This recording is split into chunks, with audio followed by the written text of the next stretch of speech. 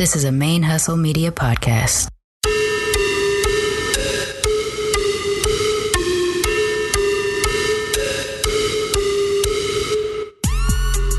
All the way from the A, you listen to my favorite lesbian on BRQ. Hey, stay locked in with your favorite lesbian on Black Radical Queer.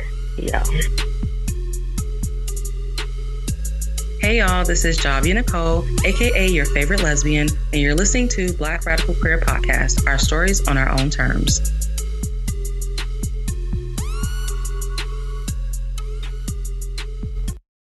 Before diving into this episode, I want to take a moment to tell y'all about Black Radical Queer on Patreon.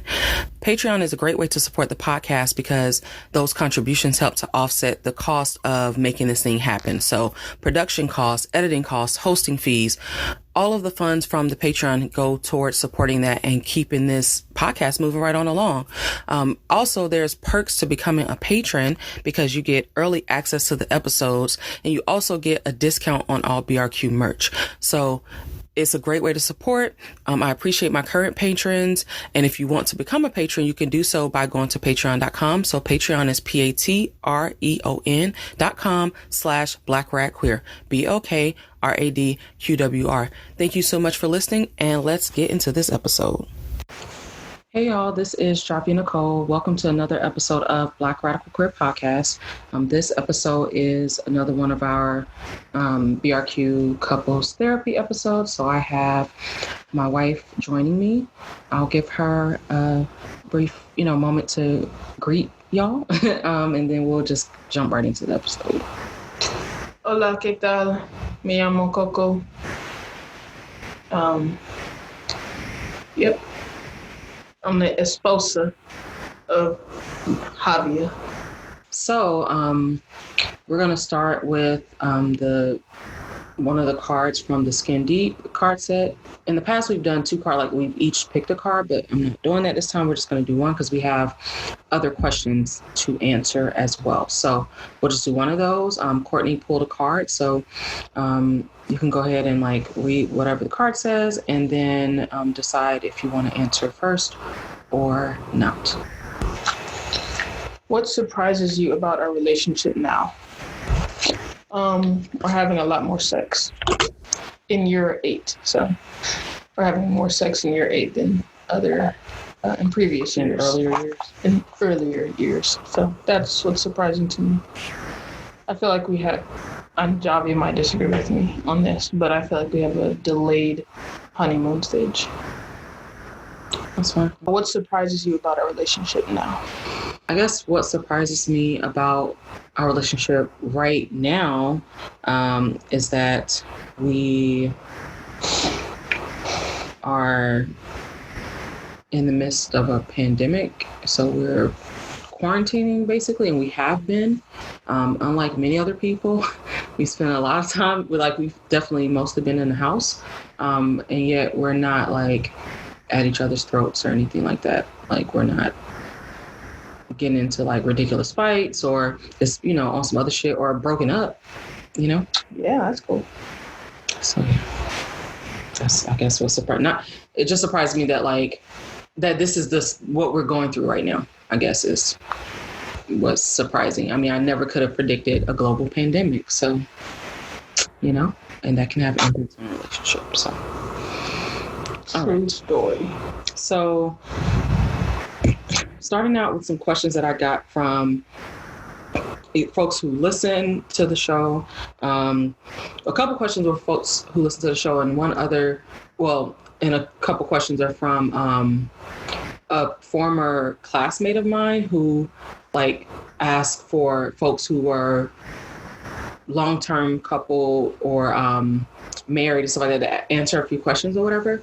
And for the most part, from what I noticed, a lot of people who answered were heterosexual. So, just kind of asked to weigh in. And I said that instead of me responding on the post, that we'll just answer on the podcast so that it could be both of our perspective or whatever.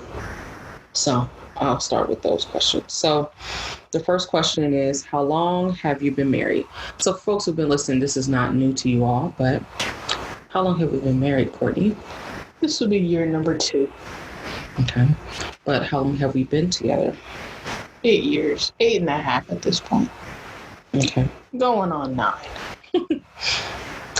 All right. The next question. What is one thing about marriage you think everyone should know before entering into marriage? That it shouldn't be different from the relationship you were in before you got married.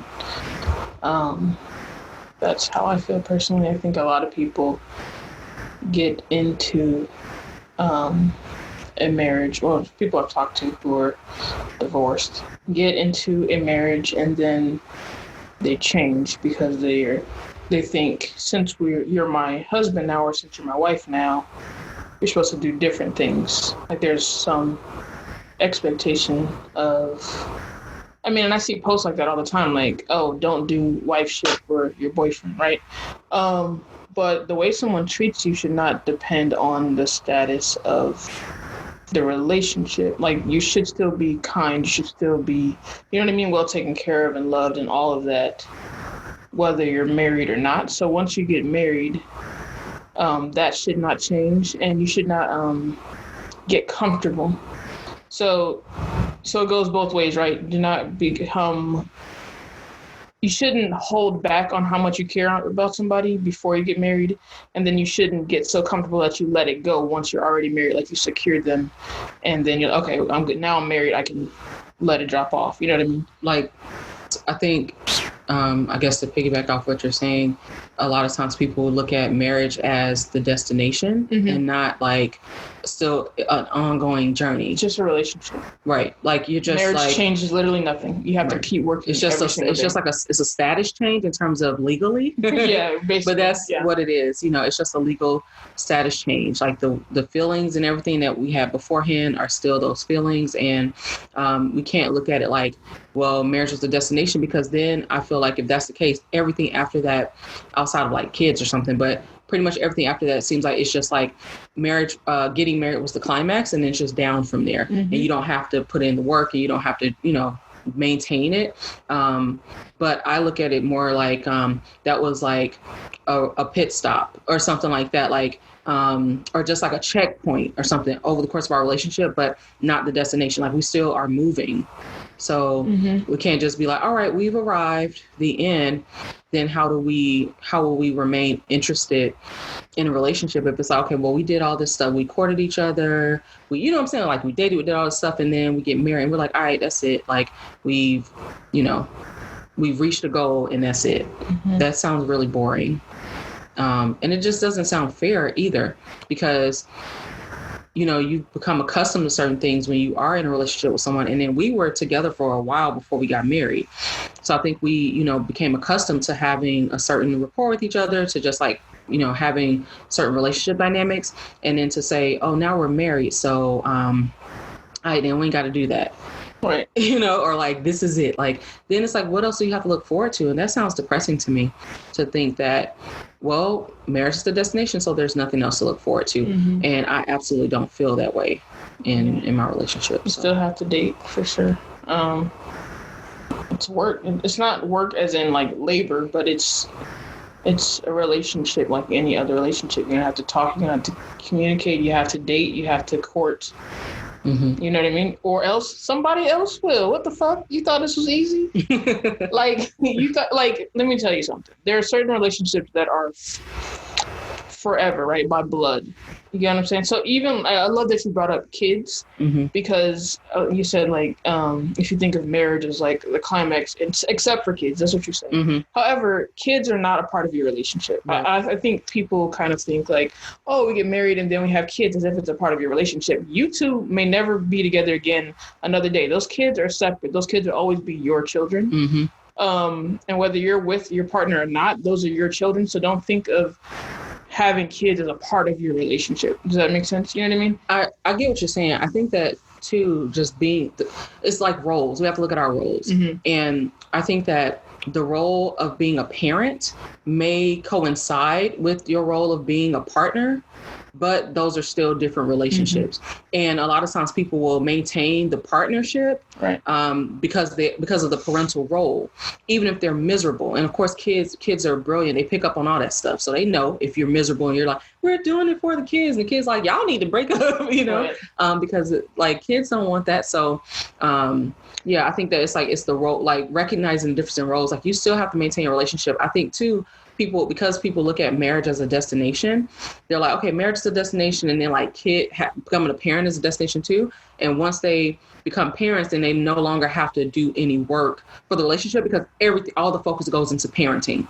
And I'm like, okay, so then you end up losing your partnership, with your partner, because now all of your effort and energy is going into parenting and you're not putting any effort and energy. You put in effort and energy to get the person, but you're not continuing to do that to keep them. And then that's why a lot of times people, they raise their kids and now they have an empty nest and they're like, who is this person? They feel like they're strangers to each other because they have not done the work to maintain the rapport with one another.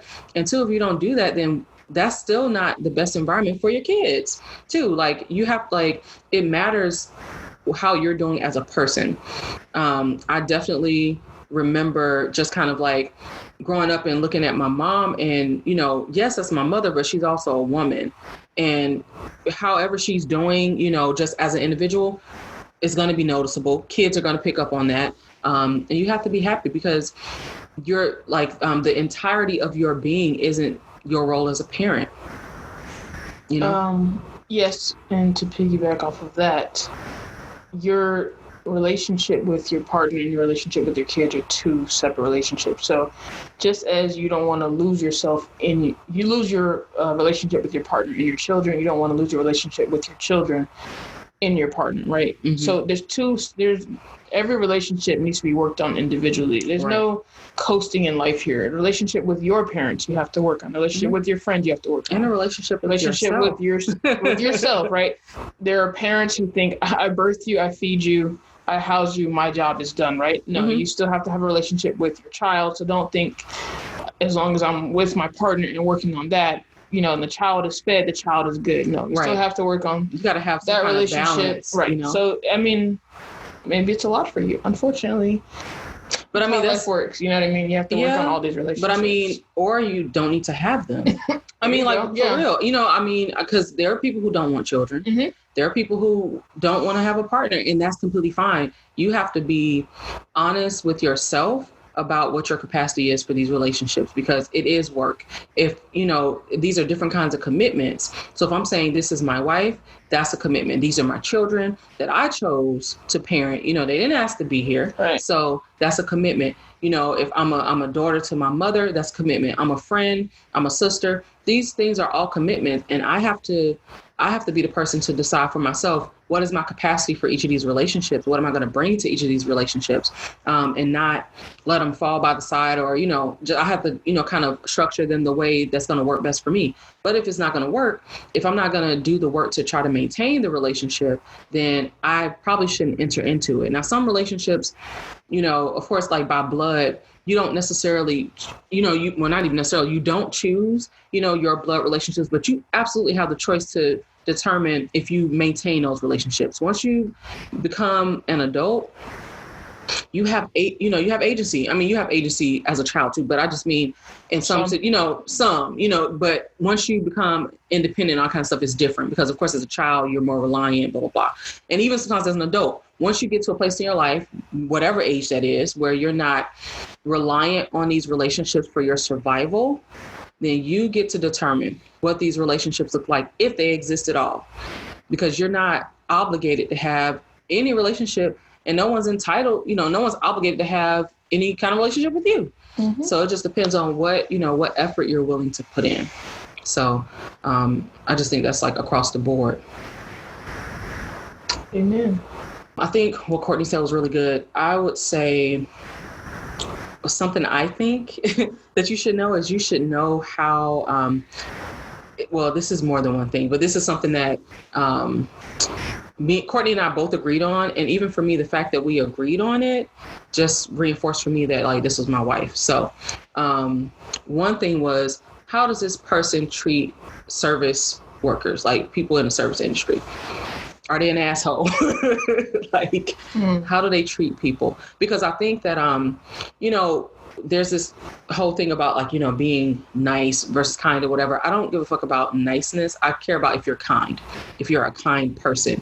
I feel like nice can be faked. I fake nice when at work, you know, like that's something that's like, I can put it on, but are you kind? Because that's your heart. You know, are you a kind person? Are you self-centered and self-absorbed where you only, you know, you don't care about anybody else? So I think that says a lot about a person. The other thing I would say is, so how does this person treat like folks in the service industry? How does this person live? And I think that, and what I mean specifically by that is like, you got to live with them. I am not really about that life of like you marrying somebody without living with them first. Now, folks do what the hell they want to do, and people do it all the time. But we, you know, absolutely had the experience of living with each other before we got married, and I think that's important. So yeah, I think even though that's two things, that's what I would say. How do they treat, you know, service industry folks, and how do they live? And or really, I guess a better way to phrase it would be, how do we live together? Yeah. How do we live together? Because, you know, you get to know a person. That's how you really get to know a person, from living with them. And there may be things that like annoy you or bother you or whatever, but at the end of the day, it's like, okay, is this to the point where I'm like, hey, I just don't want to be with you? Is this something that get on my nerves, but like it's not, you know, to the point where I want to break up or whatever. So it's going to be stuff that, you know, you each will get like irritated by or annoyed by, but can you actually like coexist and it not be volatile? Right. Just to piggyback off of your first point, don't fall in love with being the only person they're nice to. I've heard that. A lot of people didn't realize their partner, or they knew they were an asshole, but they're nice to me. Oh. Yeah. So don't.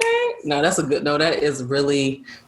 And then once they turn on you, because they will, right, you're going to catch it eventually.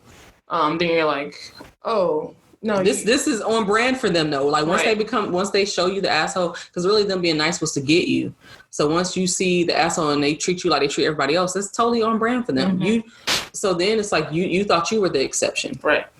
And I mean, I'm definitely not going to flex. Like I have absolutely been in that position before. I have absolutely been like, I remember being a teenager and this girl I dated and she was a fucking jerk. Y'all, she was a jerk. She was nice to me. She was a jerk. And so I had this idea in my, however old I was, 16 or some year old head that like, I guess I was the exception or something. Or I'm special. That's special. How they get and they make you feel special. Like you're special because they're asking to everybody else. But you calm me down, or you make no. They're abusive, probably. Exactly, and that's just what they do to lure you in. Right. And then once she had me, you know, hooked or whatever, then she was up. Oh my gosh, y'all, it was terrible. So yeah, like that's definitely a good one. So yeah, that's definitely a good. That's why it's a good thing to go out. Well. We're not. We're in a pandemic. Unless you're in Florida, you can go wherever the fuck you want to go, or wherever.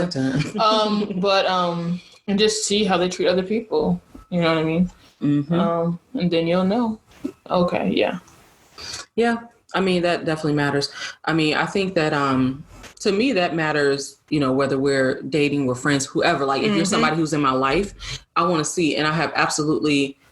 Cut somebody off before based on an experience with how they treated a server at a restaurant. Like I was like, like you got all this messed up. Like I would never, and I just stopped being their friend. Me. Yeah.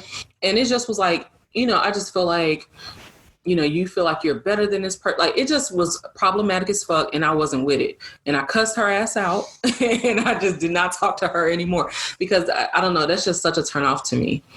It's such a turn. I'm like, why? Because there's no reason for it. But anyway, I won't get on that because that's a big one for me. It's embarrassing, first of all, to be out with somebody like that. It's embarrassing. But also, if you've ever worked in the service industry, you understand the stresses they go through. So for me, my tolerance of bad service is extremely high. You know what I mean? Like I give you a lot of leeway. A lot of leeway. You know what I mean? Like, okay, there must be something going on in the kitchen. There must be, maybe you're tired. We'd be justifying everything. Like, it's really been like some real crazy stuff where we be like, okay, this is ridiculous. You know, we've been waiting for a super long time. The person got to like, it takes a lot. It takes a lot. Yeah. But at no point do we ever flip the fuck out and lose our shit? Like there's levels, you know what I mean?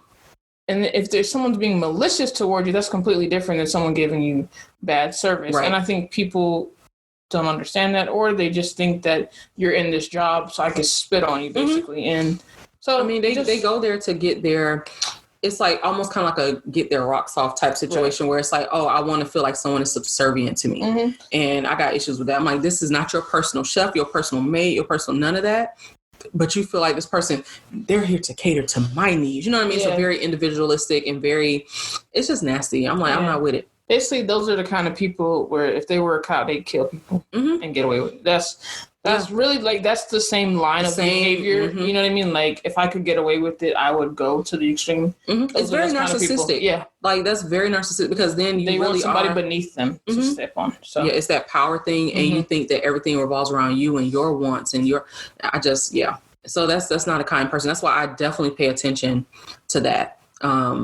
You know, you don't have to be all, like over the top and, oh my God, thank you so much. You know, it's not, you don't have to put on a performance, but you don't have to be a jerk. Like, it's just too much. So yeah, that's what I would say. Great answer, baby. And then, what is one unexpected feature of your marriage that you've come to enjoy?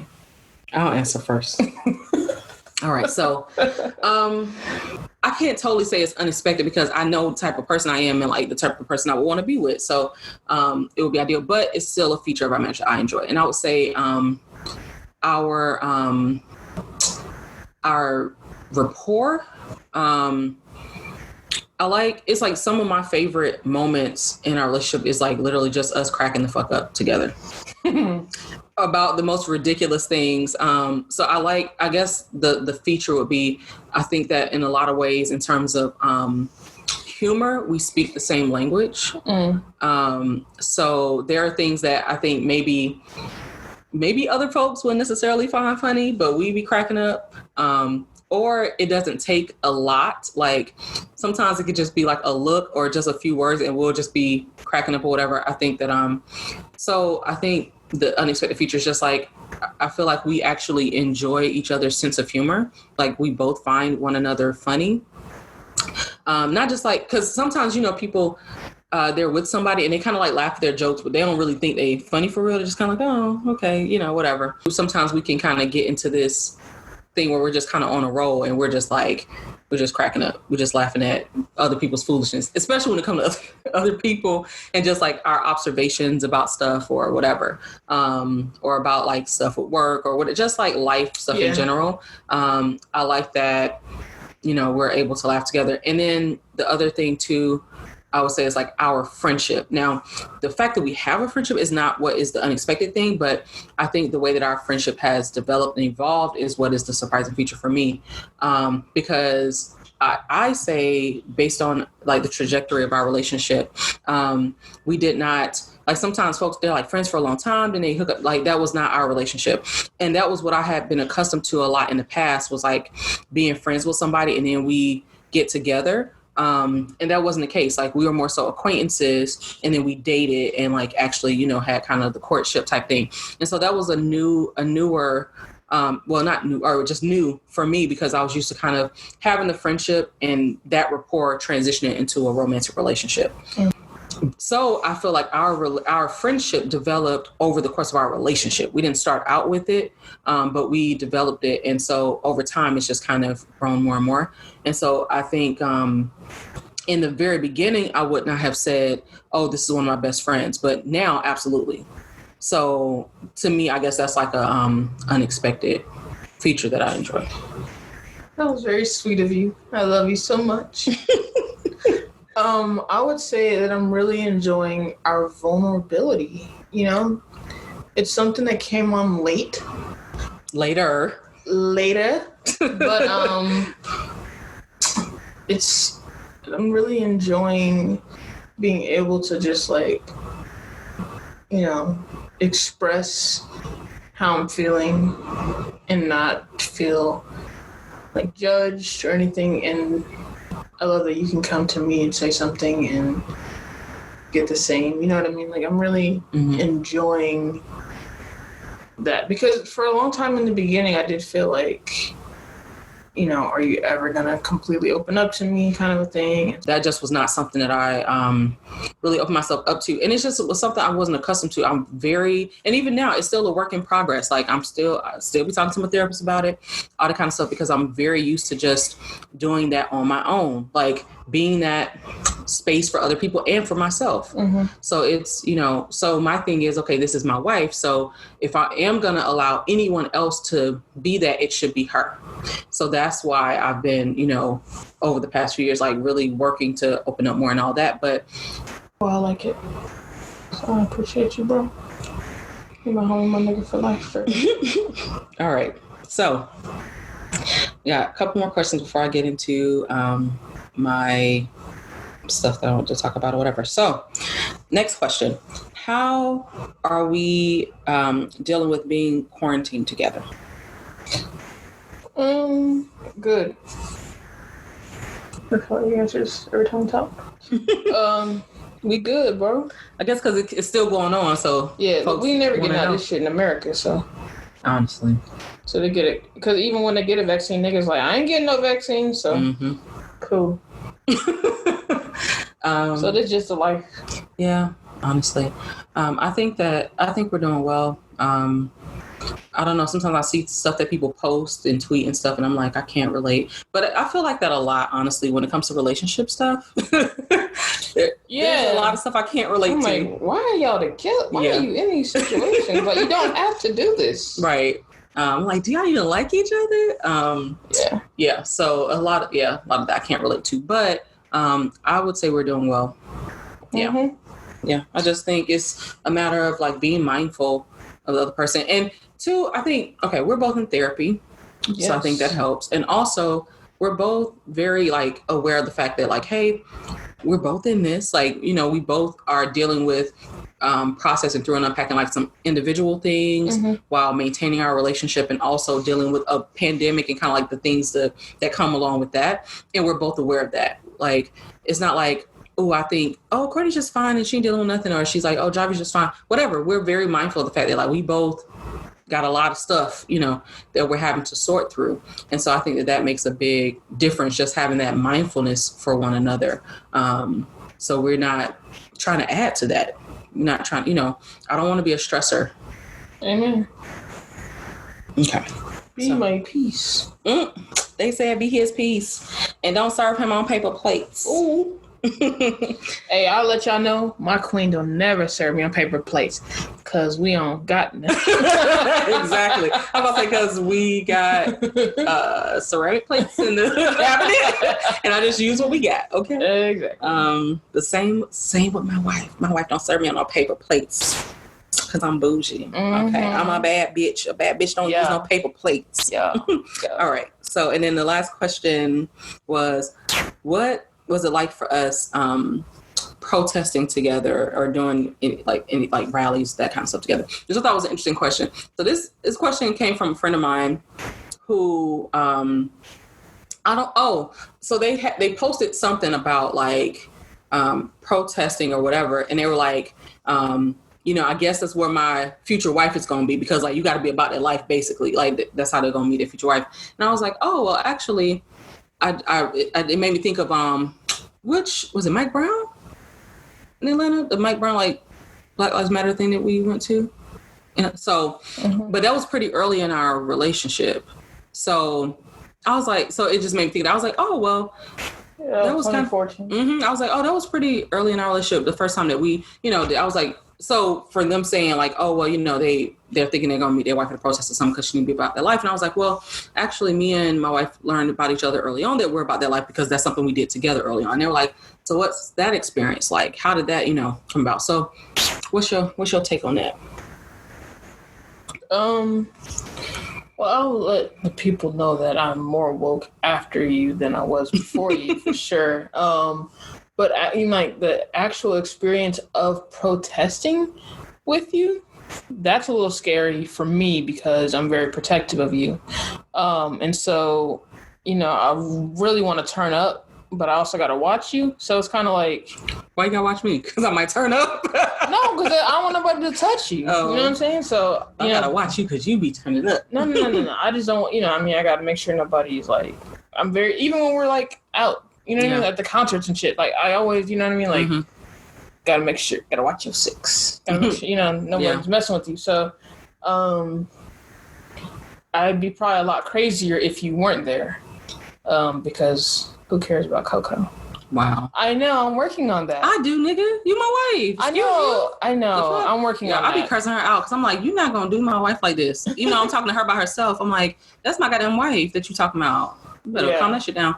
No, definitely before, well, something I want to circle back to, but I was just going to say that, piggybacking off what you said about the if I wasn't there, like you'll be more wild or whatever. So before I got with Courtney, like I was in these streets. Like that's just I got it from my mom or whatever. My mom been about that life, and so just part of the lineage, I guess. So I'll be on these streets, and I definitely was more wild before this relationship. And I had never. I don't think I had. Well.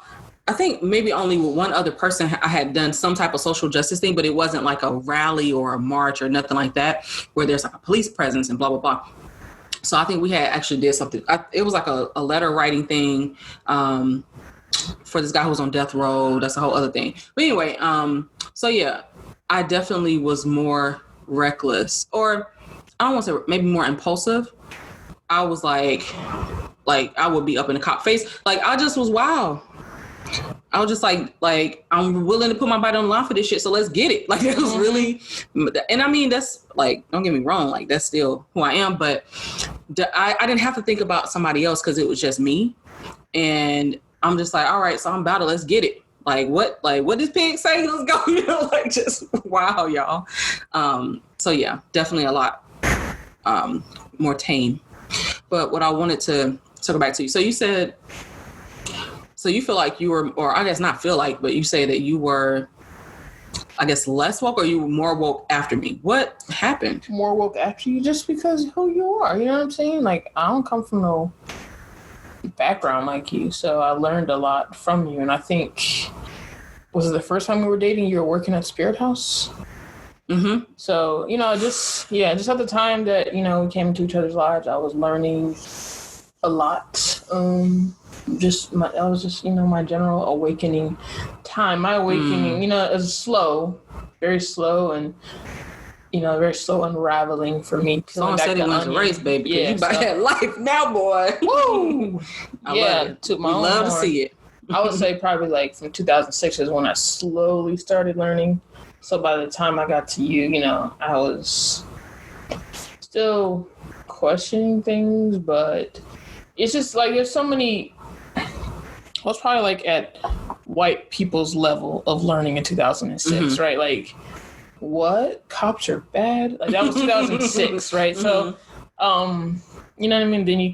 Then I took like my first women's studies class in 2009, with my first and only. So then you start learning about the prison industrial complex, right? So by the time I got to you, I learned a little bit, but then, you start getting to the deeper shit. You're like, oh, God. You know what I mean? So it was just next level. So you were like 101 level or 102 level? Oh yeah, that's probably like 102, and then I got to like 301. Yeah, I got to like senior level classes, but you took me to senior level classes that basically exposed like everything is racist. And I was like, oh shit. Yeah, for real, y'all. It's like just me thinking back on that time. I'm like, damn. Yeah, I feel like I was, because a lot of times I would challenge the things that, Courtney would say. But at the same time, it wasn't like she was no coon or nothing because we wouldn't be together. Like, it wasn't nothing like that, In 2006, I might have been. That wasn't the time for us. I was also like homophobic, misogynist. And you were younger too. Yeah, like, I was in high school, you know what I mean? So yeah. But I feel like you're a good example of which I'm like, oh, I wish people would do this more often.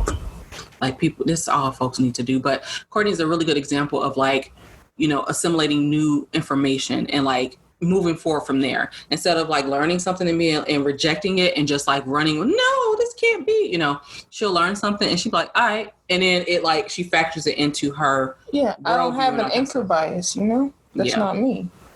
But a lot of people have anchor bodies. Yeah. So, but Courtney definitely doesn't. So yeah, we will have and then too, I was doing my fellowship with Spirit House, which is like a social justice organization, and we were like out in the streets and going to DC and stuff, and like going and telling white folks about themselves. Like we were talking to white folks about white supremacy, and all kind of stuff. And I was learning all these things. So I was, I would say probably at like maybe 301 level, and then Spirit House, I'm like, bitch, I'm this PhD level, like this is some it was like blew my world open or whatever. So then, we were like dating at the time. So we would be having conversations about stuff, we see what's going on in the world. And then I'm like factoring in this new information, and then she's factoring in. So yeah. Yeah. But I think I also was just open to it because a lot of people have conversations. I want to play devil's advocate, but not with the intent to actually learn and have discussion, but with the point to just counteract what you're saying to get under your skin, right? So I think our very first phone conversation, which was like hours long to like 3-4 o'clock in the morning, I said some real crazy shit that I could never say to like a lot of people. Not crazy. I don't think it's crazy, but a lot of people do. I don't even know what you said. You remember? Yeah. What did you say? And you can't say it on the podcast? Yeah, I can. Okay, what'd you say? When I asked you about, I don't even know what was going on or who. We were talking about like pedophilia. And I was saying I don't actually believe that they can help it. Yeah. Yeah, like I remember that now. Yeah. And we were able to actually have that conversation without it turning crazy. I mean, I can kind of see like, okay, you're open to have these conversations and you're challenging me on things, and we were both, talking and engaging with care and with the intent to listen and understand and learn. I'm okay, then we can, the only way I learn is through challenge.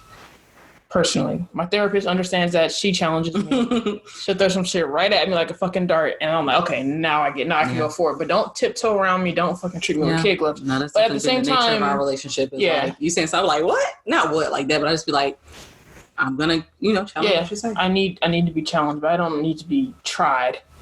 If that makes sense. You know what I mean? Like some people just try, just say some stupid shit just to piss and you that's off. The thing. It's like, do you want to actually be in conversation or do you want to fight? Right. And that's the difference. I'm like, I love you. I don't want to fight you. But like, if you on some bullshit, I'm gonna let you know, is that kind of thing. Because I love you, you know what I'm saying? So it's like the difference between calling in and calling out. I'm going to call your ass in, like, come on, like, let's talk about this. I'm not going to put you on blast. Like you sleep, blah, blah, blah. Like, no, I'm just gonna be like, I don't know about that. Like, let's discuss. Yeah. So, anyway, so that's why I was so open to learning with you. So I appreciate you for teaching me. So yeah, I think what's the point of, being in a relationship with someone if you don't learn from one another? I love to learn anyway. Courtney knows I'm a nerd, so I love learning things from her. Like if I don't know something or it's something I know that she has more knowledge on, then I'm going to ask her, and I'm not going to be like, oh, I knew that. Like, cause there are people who are like that, dang. But yeah, there are people who are like that, but I love learning, and I love learning from my wife. So if it's something I don't know and I'm like, well, then school me, then tell me what the deal is, even like when she was doing this class and learning about all these different type of biases, and I know about a lot of biases, but some I didn't, or some like I knew the action, but not the name for, or something like that, and not the details. And so her telling, I'm like, okay, it's that gif of that black girl with the notebook, like, okay, all right, that's me. Yeah. So yeah, anyway. All right. So I attended the Love Hour conference virtually, of course, because, we in these streets. And so the Love Hour conference was created and put on by Mrs. Kev on stage, Melissa Fredericks. So they have done Love Hour stuff before, but like it had to be virtual because of, the Rona. So they had like a singles track and a relationship track. Now, a lot of their audience, or like their base audience, are basically like straight folks. Not completely, but like that's their main folks. They're a straight couple. So like a lot of straight couples follow them, and a lot of straight singles who want to get married and stuff like that. And a lot of Christian couples and Christian singles, because they are Christian, but they're also very like modern and that kind of stuff, and open-minded, blah, blah, blah. So, but I mean, I follow Kev on Stage and I follow Mrs. Kev on Stage, and I'm a huge fan of the podcast because it's just like the topics are so good. And I feel like the stuff is just relevant. It's good I love that the stuff that they have is good information for whether you're single or with someone. Everything isn't targeted toward couples or whatever. So anyway, attended the conference. It was great. Took hella notes. Okay. And so one of the things that I wanted to bring up and just kind of get, because I mean, Courtney wasn't on it or whatever. So get Courtney's like thoughts or feedback or whatever on was some of the stuff that I took notes on from the conference. Okay. So there was this presentation, or I guess class, workshop, whatever. And the presenters were Kenyon and Takara Martin. And I can't remember, honestly, like how long they've been together and all that kind of stuff. But they're a married couple. And it was just great to see. I love Black love. So I'm like, all these Black folks and these Black couples, and they've been together for, 10 plus years and stuff. Mm-hmm. I was feeling that. I was like, this is great. I'm all about that Black love life. So, but their presentation was about 4 major pillars of marriage, or, a relationship, but like, yeah, that's what they focused on. So they describe a relationship as like, think of it basically as a house. And so because your marriage is your covering. So it's like a house or whatever. So you have like, your roof or whatever. You have your pillars. The pillars are holding the house together, and you have the doors. You have front door and a back door. And basically each partner is responsible for like guarding a door.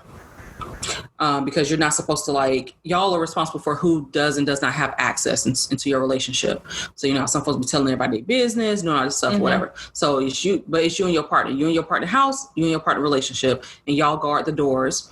And the 4 pillars are the things that hold up your relationship, hold up your house.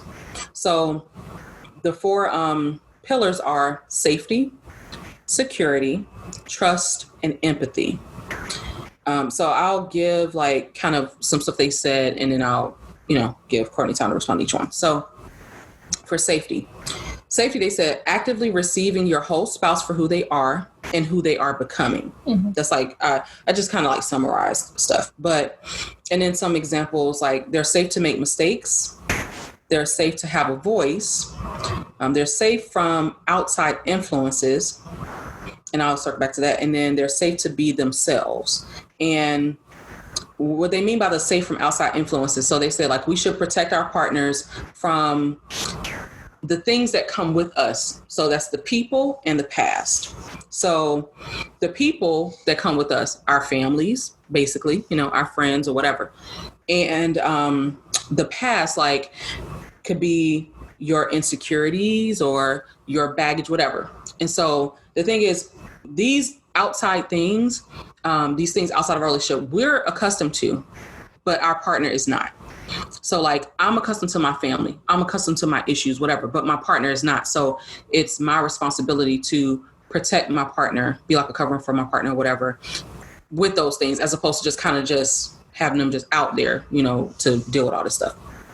All right. So that's the first pillar, is safety. What are your thoughts? It's interesting. Yeah, I wouldn't want to bring you into a situation in my family dogging you or talking shit about you or mm-hmm. being aggressive towards you when you don't feel welcomed. You know what I mean? Mm-hmm.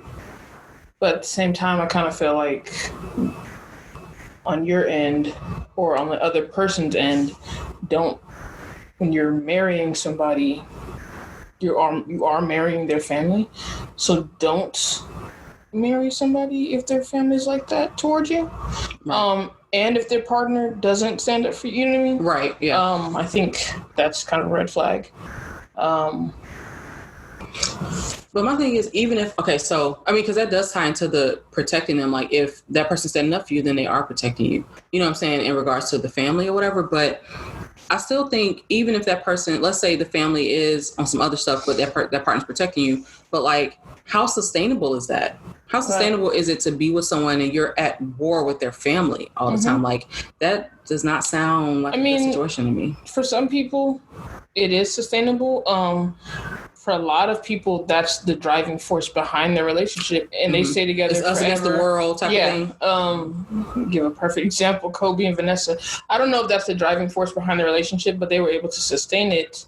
And ultimately, he had to choose between his wife and his family, or his wife and his parents, not his siblings, but. Yeah, you don't ever. I mean, that sucks. You know what I mean? Like, to be in that situation. But in that case, she chose to protect his spouse from his parents. But that's also a major reality for a lot of queer folks, though. Yeah.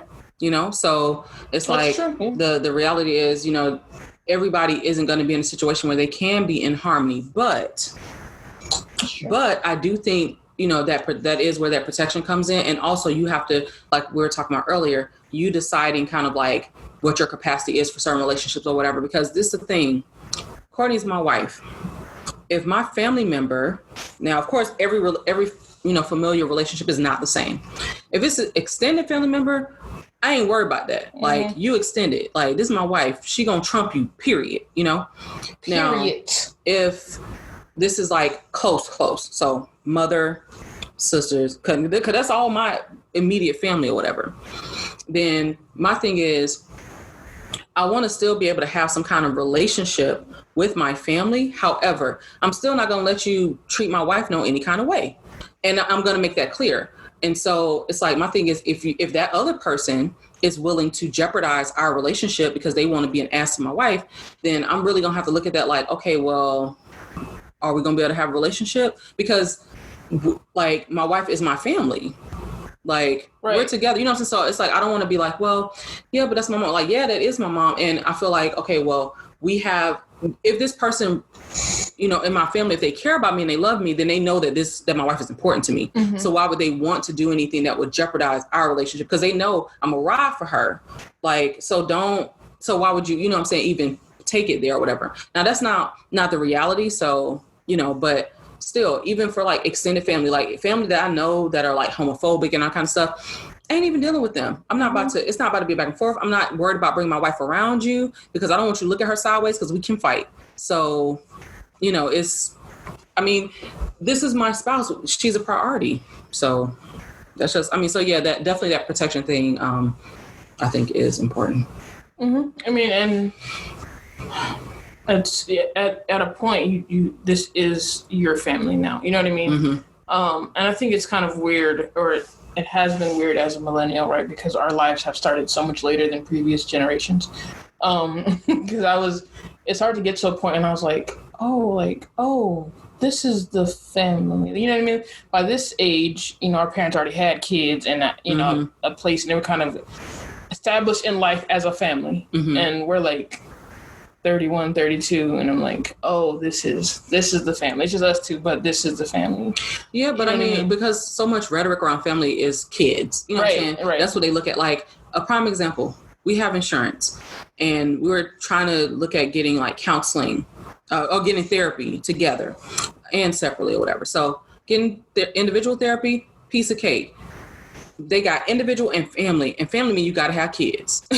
They don't consider a couple a family. So we can't get family therapy as a couple. We would have to have kids. So it's like that kind of thing. When people think of family, they think of kids. They don't think of like, but you know, there's plenty of folks who don't have kids. Does that make them less family? Like, no. Right. So, and we've been together, you know, 8.5 years. When did our family start, right? When we got serious, when we moved in together, when did our family start? Because our family has been the same for a long time. So I think that's part of the question. I think, and as a millennial, kind of looking at our examples of family and realizing that our generation doesn't match up to previous generation. Or for a lot of people, they did have kids, and you know what I mean? But for us, it doesn't match up to what our parents. I look at my mom at 31, and she already had 3 kids, I believe. I don't know how old she was when I was born, but you know what I mean?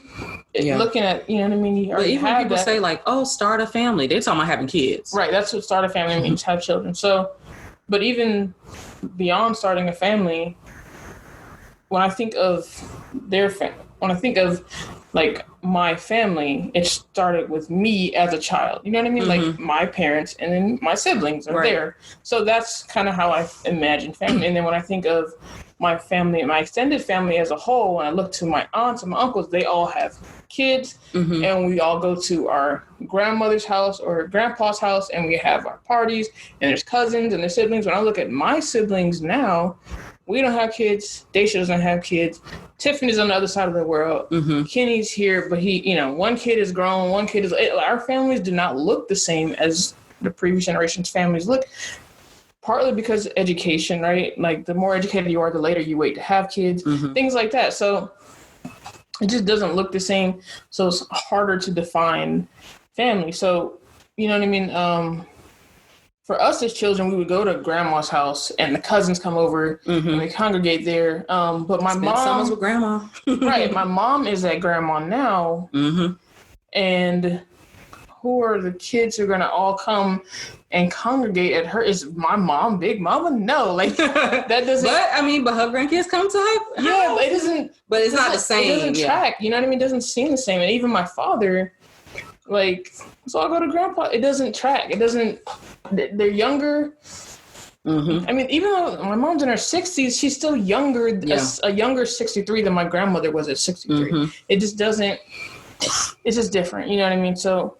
Family is just a different definition of family for us as millennials. So, what was I talking about? Or how did I get over here? Because we were talking about the protection thing. Yeah, like so spouse being your family, whatever. Yeah, spouse being a family. So it took, I think, a long time for me to realize that this is that you are my family. That you are what I'm supposed to protect as my. I mean, I always want to protect you as my girlfriend and as my wife, but to protect you in our space as my family is, a different concept. I mean, I think at least from my perception, when I noticed it shift was relocating.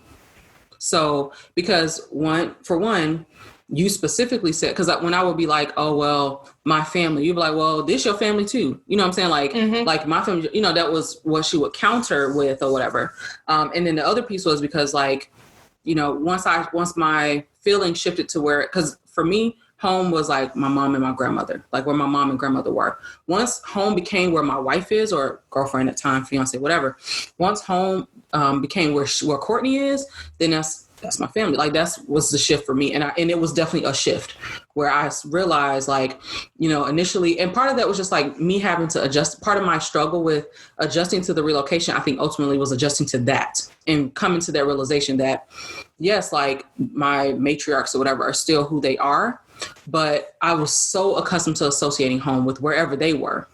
I just was. And then once I, would go visit and all that kind of stuff. And once I started feeling like, okay, I'm in Atlanta or whatever, I'm visiting my people, but I'm not at home. And it took time for that to shift. Initially, when I would go back, I'd be like, oh, I'm going home, But I remember one trip, I was gone for a little bit longer. And then I just remember at a certain point, I was like, I'm ready to go home, like to my wife. Well, we weren't married yet, but to my woman, like, it just felt different. I was like, these my people or whatever, but this ain't home. And I was feeling that, how I used to feel about, going to Atlanta, I started to feel about, coming back to LA not because of LA, just because of Courtney, because it's where she was or whatever. So now it's like, to me, it doesn't matter necessarily where we are. Like it's, I still can't say necessarily like, oh, LA is home. It's just Courtney is home. So wherever we are, so wherever we are, we can, if it's us, then we can have a home, we can make a home or whatever. Say that, homie. Anyway. All right. So the next thing was security. And the quote that they said that like, I felt like summed it up was, I will never leave you hungry. Hungry for attention or affection, for closeness, sex, whatever. It's like all kind of empathy, understanding. So just like basically never leaving that person feeling like they're just hanging or whatever, or they're just wanting or yearning for something or whatever from you. Because I mean, we, have stuff that maybe might be outside of that, but in terms of relationship, like, not being hungry for anything. So I've already failed at that for sure. Well, of course, number one, relationships are not perfect. It's an ongoing process. So what I liked about that, though, is that to me, it summed it up in a way that it's just easy for me to remember and to like be like, okay, well, this is something to work toward or whatever, because we both done it. You know, we both left each other hungry or whatever. Not like a malicious thing or anything like that, but like it's happened.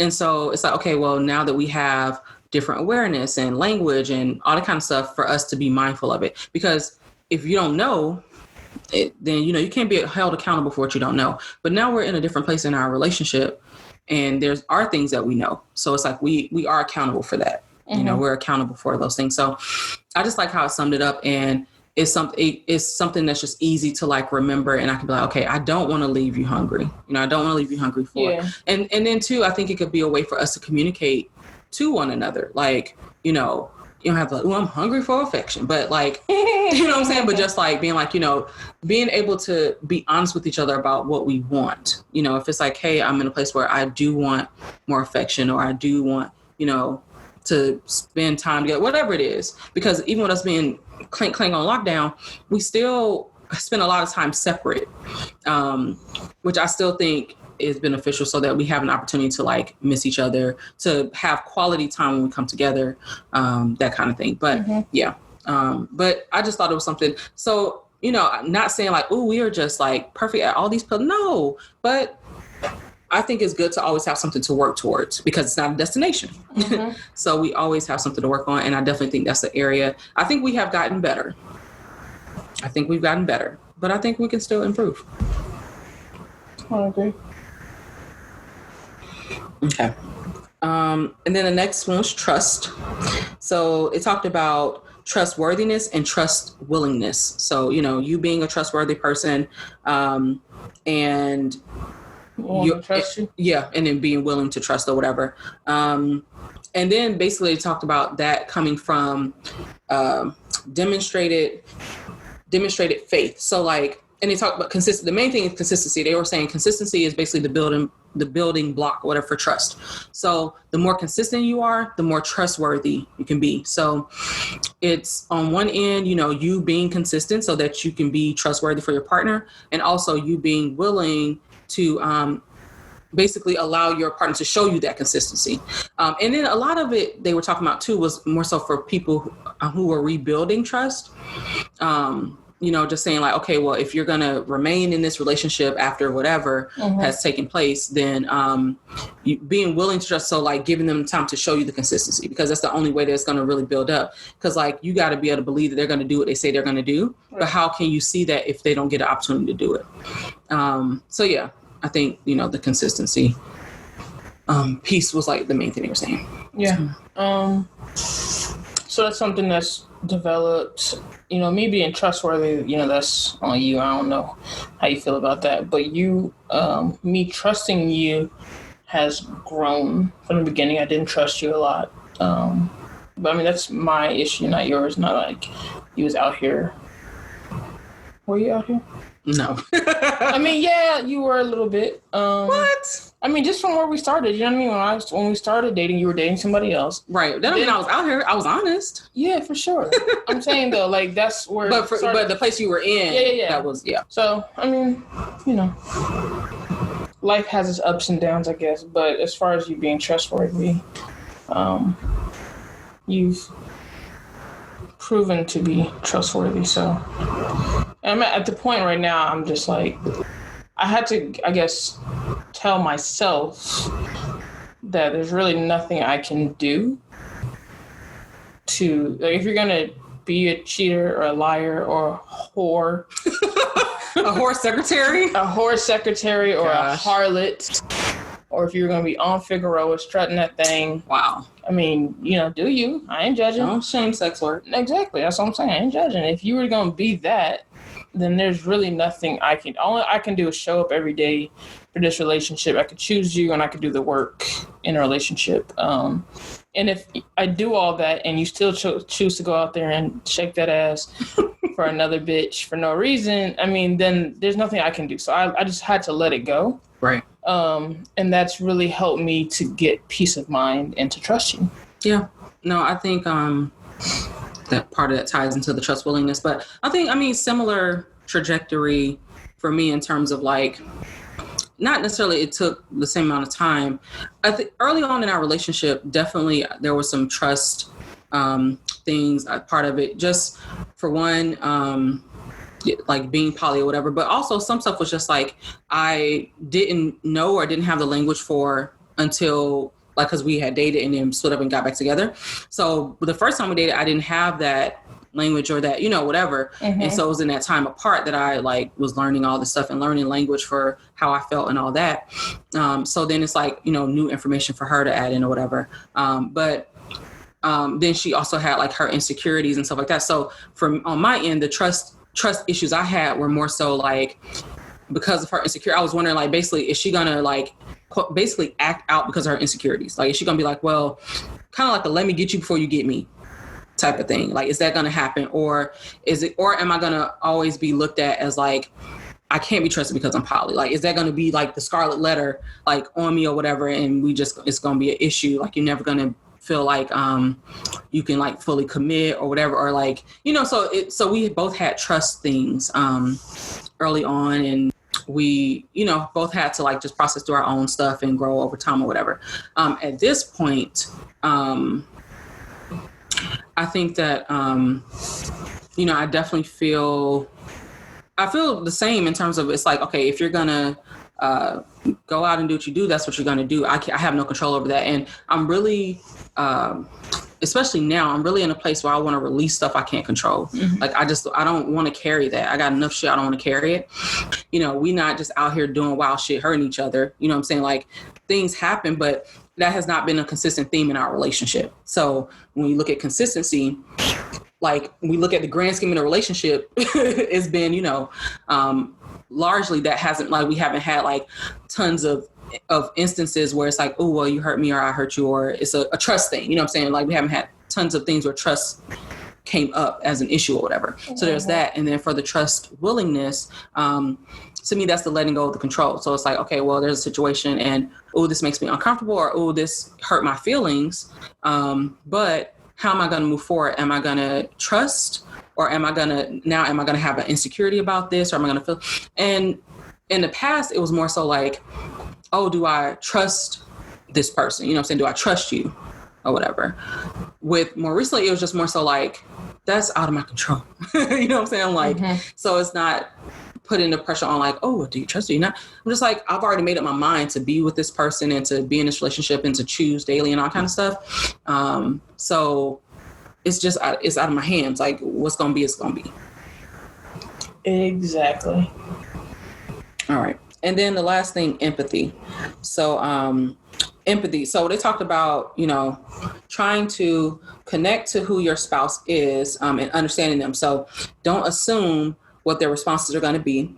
Abandon your assumptions about your spouse is like what they mentioned or whatever. So with empathy, it's like kind of really looking to your partner for like who they are, not who you assume they are, or not who they were in the past.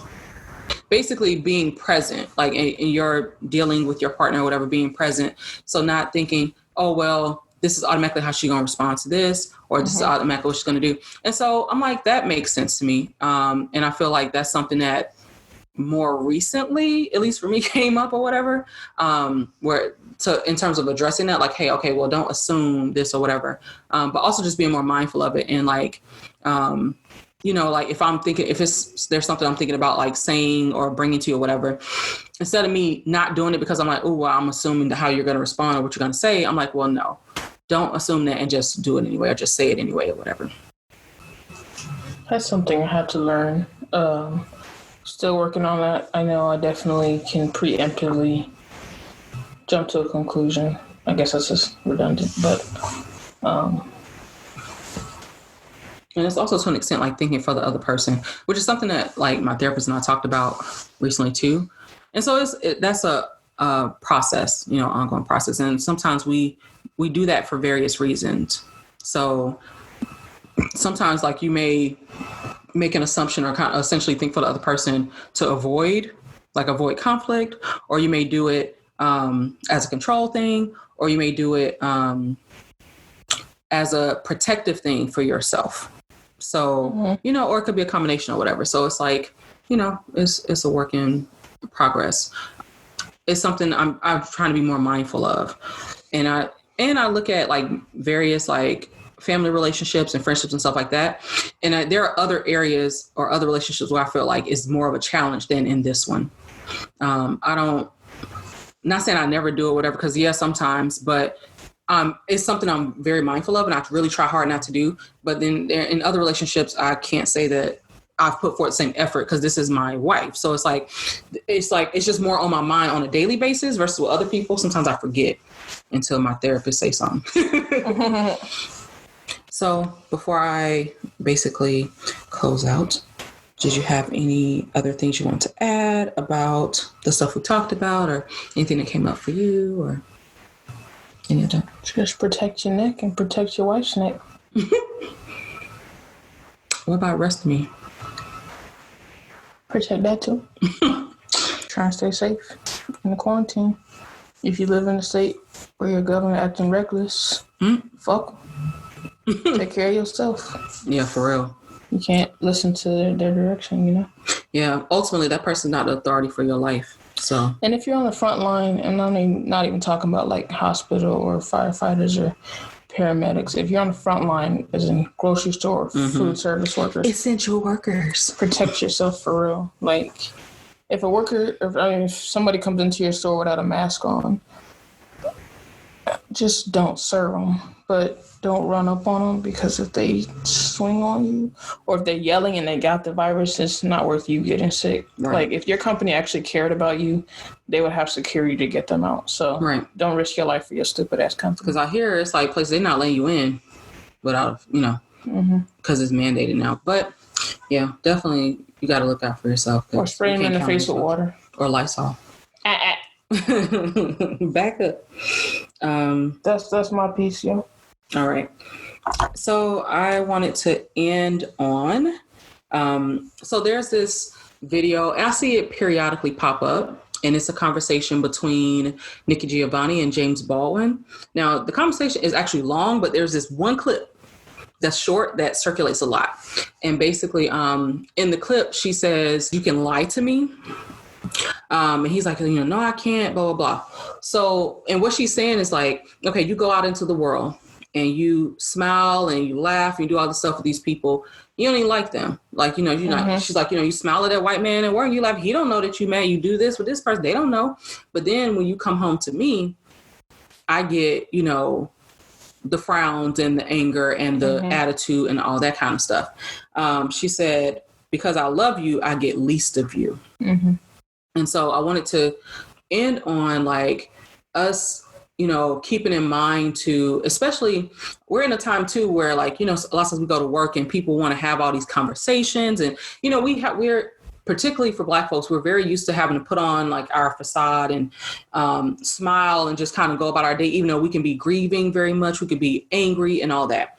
And so we're maintaining that. But I want for us to keep in mind that like, we don't need to give all of our positive energy to the outside world. Like we got to say some stuff for the people who are important to us and the people that we love, because then if we give it all to the outside and we come home, what's left for your loved ones? What's left for your partner, your mother, your kids, whatever, like what's left for them? They're getting the remnants. And it's not fair because we most of all need the positivity from each other. Like those outside people, ultimately, they don't need that. My wife needs my smile more than my supervisor. I ain't got to smile to get my job done, honestly. So I can do my work and I can be professional, but ultimately there's going to be a boundary there because that energy and that kind of stuff, like that's reserved for those people who are close to me. It's not fair, for like, yes, we can share with each other and vent and all that, but ultimately it's not fair for like the only parts of me that you get are the negative or whatever. And that's what she was talking about. So I think it's something that we should keep in mind and something that I've been very aware of and very mindful of as, I'm working through some stuff and wanting to make sure that like, I don't want for my wife to only get my mental health issues or whatever. I want her to get, more of me. And I mean, there's been more else she wouldn't be with me. Like, there has to be more that she's seen of me, but I don't want that to be the dominant thing, I don't want that to be like the main thing at all. I really don't want that to be like top 3. I want her to get, the positive things, whatever it is that she like about me or whatever. I want her to get those things. And there are things that are reserved for her that I don't give to anybody else. So, yeah. So just something to keep in mind. If you haven't seen it, you could just look up Nikki Giovanni and James Baldwin, and it'll come up. The conversation will come up or whatever. I love me some Nikki Giovanni. Mm-hmm. She's great. All right. So that is all. I feel like it's been long enough. Got anything else for the folks? Nope. All right. Say your goodbyes. Deuces. All right, y'all. Thank you for tuning in. And until next time, that's all we got. We done.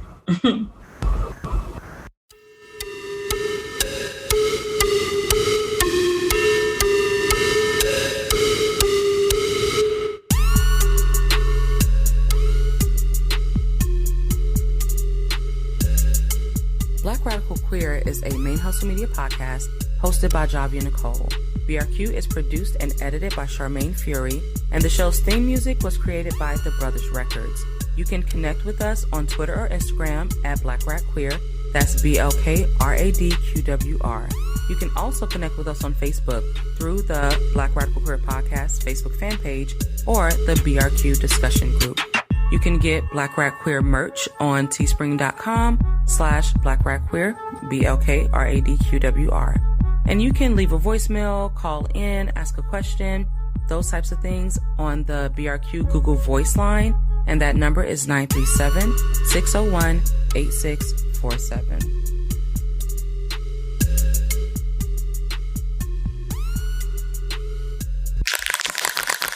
ManeHustle Media. Turn your side hustle into your main hustle.